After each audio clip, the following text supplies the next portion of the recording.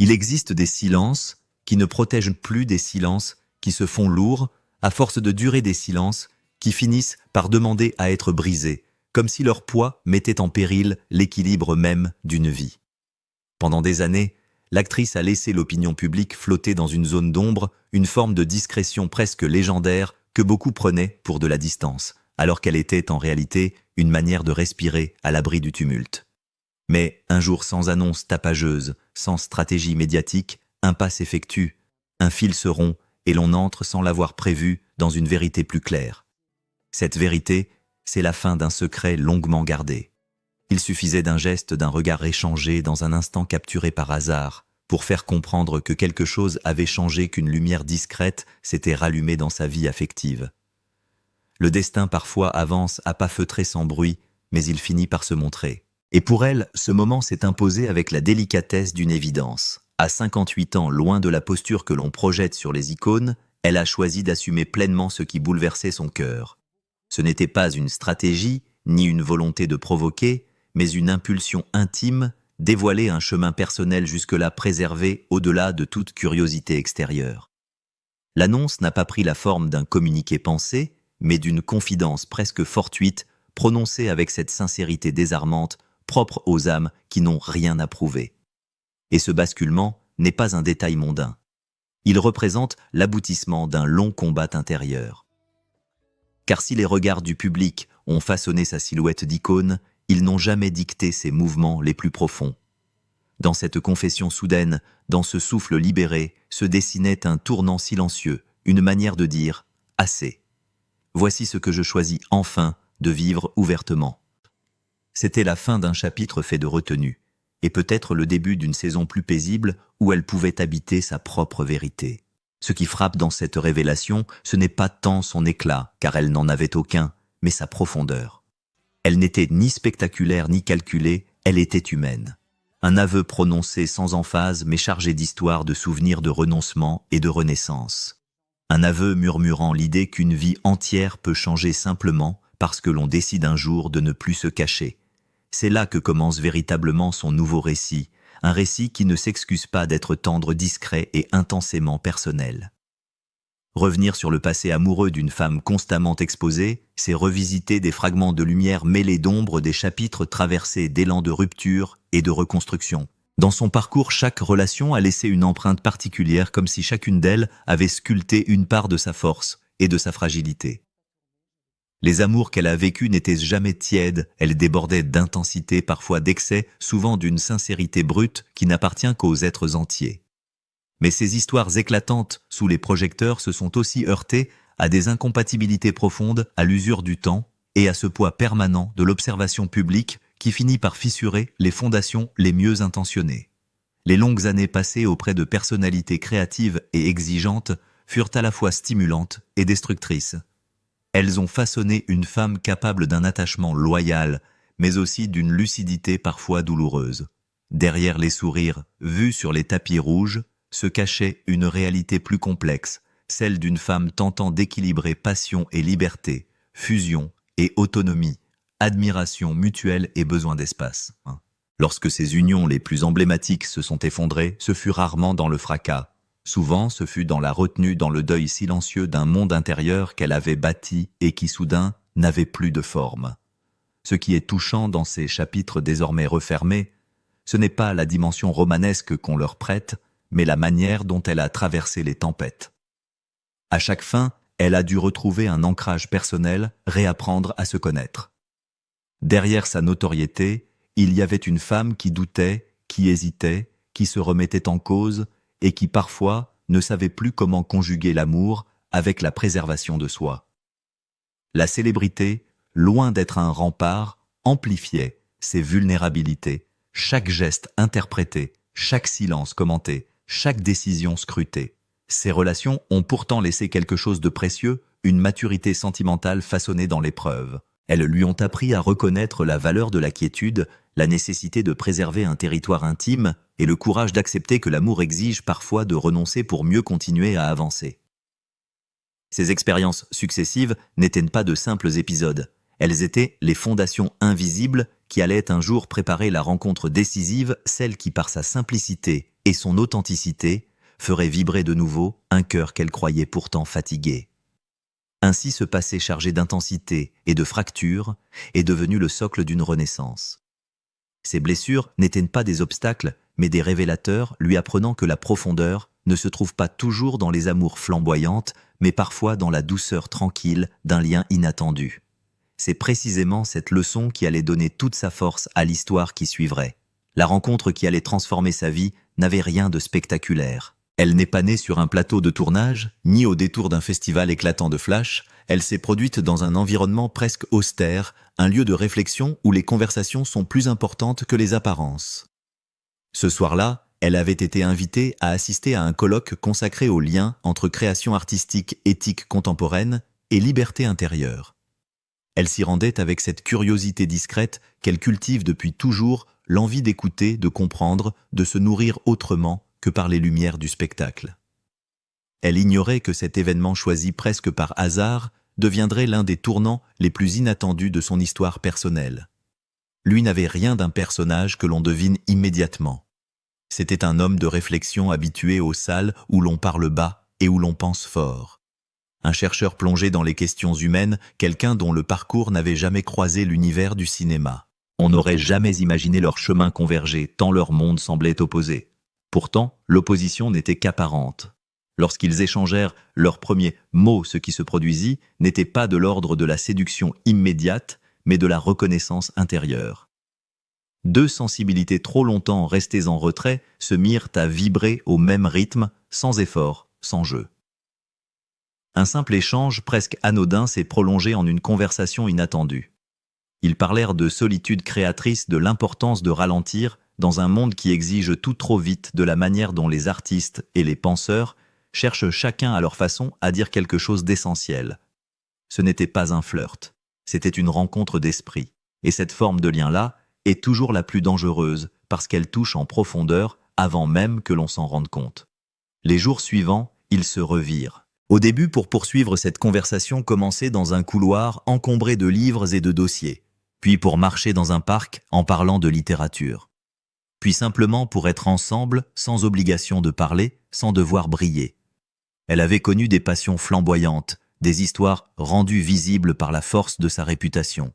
Mais là, tout était différent, silencieux, fluide, presque clandestin, comme si le monde extérieur ne méritait pas encore de connaître cette lumière fragile.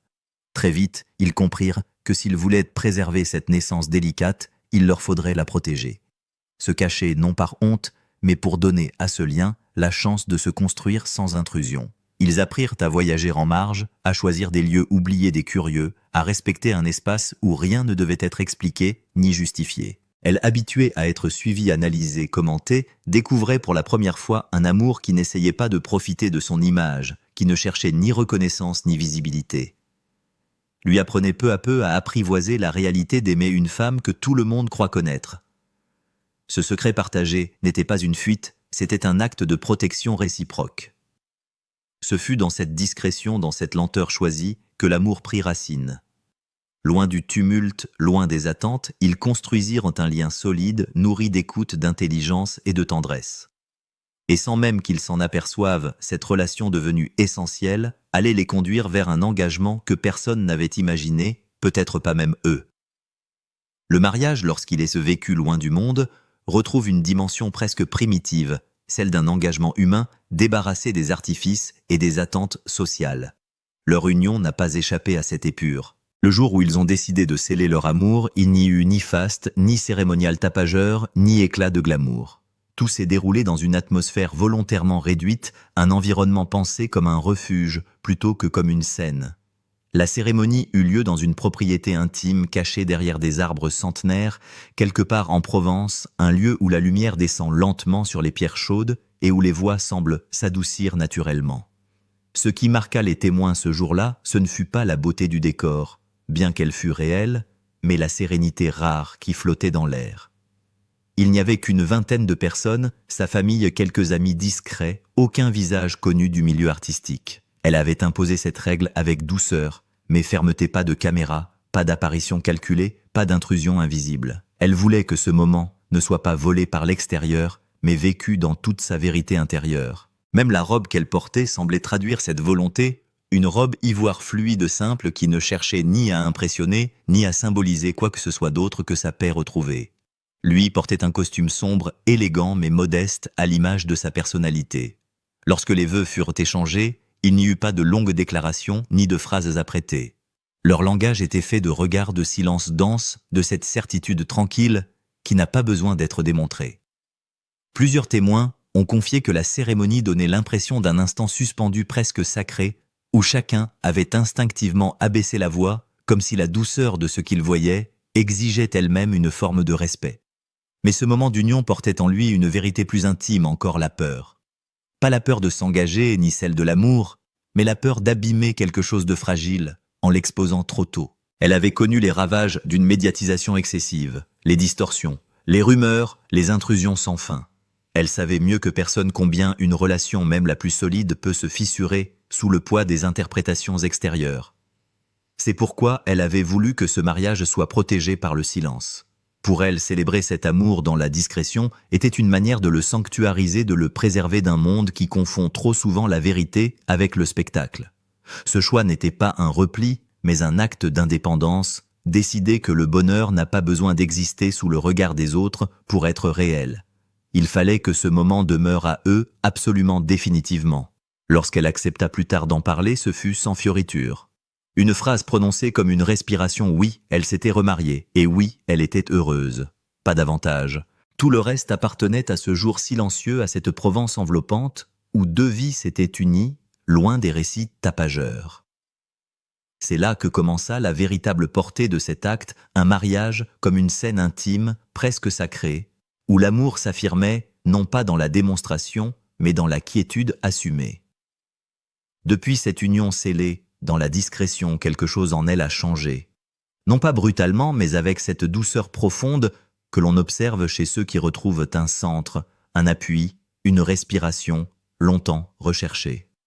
Ceux qui la côtoient aujourd'hui parlent d'une métamorphose, une femme plus sereine, plus ancrée, moins tiraillée entre ce que le monde attendait d'elle et ce qu'elle désirait réellement être. Comme si l'amour tardif qu'elle avait choisi dans toute sa simplicité avait réveillé en elle des nuances qu'elle ne se permettait plus d'exprimer. Cette transformation n'est pas simplement sentimentale, elle est artistique, intellectuelle, presque existentielle. Depuis ce mariage, elle semble rediriger son énergie vers des projets intimes qu'elle gardait en suspens, faute de temps de paix intérieure ou de soutien approprié. L'actrice, longtemps sollicitée par des propositions nombreuses et parfois contradictoires, ne cherche plus à exister sous les feux de la célébrité. Elle ne veut plus prouver, ni séduire, ni justifier, elle veut créer pour elle-même, pour ce qu'elle ressent, pour ce qu'elle devient. Son mari occupe une place subtile mais déterminante dans cette évolution. Il ne l'encourage pas en lui traçant une voie, mais en lui ouvrant un espace de réflexion, de calme, d'écoute. Il n'est pas ce compagnon pressé par la gloire ou impressionné par le prestige. Il est cette voix tranquille qui lui permet de se recentrer, de s'entendre, de s'aventurer dans des projets qu'elle n'aurait peut-être jamais osé embrasser auparavant. Plusieurs proches confient que son influence est presque imperceptible. Pas de conseils imposés, pas de discours, simplement une présence patiente qui lui rappelle qu'elle peut se réinventer sans peur. Grâce à cette tranquillité nouvelle, elle s'est mise à écrire davantage. Un projet de film a mûri probablement l'un des plus personnels de sa carrière. Un récit inspiré non pas d'un événement précis, mais de cette renaissance intérieure qu'elle traverse, de cette manière d'aimer qui n'a plus rien de spectaculaire et tout de profondément humain. Les producteurs qui ont eu accès aux premières ébauches parlent d'un ton plus mûr, plus introspectif, presque délicat. C'est une œuvre qui, sans en faire une autobiographie, porte ses empreintes émotionnelles. Mais la métamorphose ne se limite pas à son travail. Son quotidien même s'est transformé. Ceux qui la connaissent remarquent qu'elle vit plus lentement, plus attentivement. Elle lit davantage, réfléchit différemment, savoure plus intensément les moments simples, une marche en forêt, un repas partagé, une conversation qui se prolonge. Le mariage n'a pas rempli un vide, il a réajusté son rythme, l'a reconnecté à cette part d'elle-même qu'elle avait étouffée par nécessité, par prudence, par fatigue. Ce nouvel équilibre n'a rien d'une fuite du passé. C'est au contraire une continuité apaisée, une manière de reprendre possession de son histoire pour la prolonger autrement. La femme qui apparaît aujourd'hui n'est pas radicalement différente, elle est plus cohérente, plus libre, plus en accord avec ses aspirations profondes. Le mariage est devenu le moteur discret d'une renaissance artistique et affective, un point d'ancrage qui lui permet d'avancer non plus dans la dispersion, mais dans la clarté. Et c'est peut-être cela la véritable transformation, cette capacité retrouvée de créer, de penser et d'aimer sans se dissoudre dans le regard des autres. Elle n'est plus emportée par la lumière extérieure, elle avance portée par une lumière intérieure retrouvée. Lorsqu'elle décida enfin de révéler son mariage, ce ne fut pas un geste spectaculaire, encore moins un acte de communication destiné à alimenter le cycle médiatique. C'était plutôt une décision intime longuement mûrie, comme si elle avait attendu que son cœur soit parfaitement aligné avec ses mots. Durant des mois, peut-être des années, elle avait protégé cette union avec une vigilance presque instinctive, consciente que toute exposition prématurée aurait pu fausser la nature même de cette relation. Pourtant, un jour, dans un échange simple dépourvu de tout artifice, elle lâcha cette phrase à la fois fragile et immense. Oui, elle s'était remariée, et oui, elle était heureuse. Rien de plus, rien de moins. Cette sobriété, paradoxalement, a eu l'effet d'un séisme silencieux. Les médias s'attendaient à une révélation orchestrée, ils reçurent une vérité désarmante. Le public lui aperçut un autre message plus profond, celui d'une femme qui, après une vie d'exposition involontaire, choisissait enfin de redevenir maîtresse de son propre récit.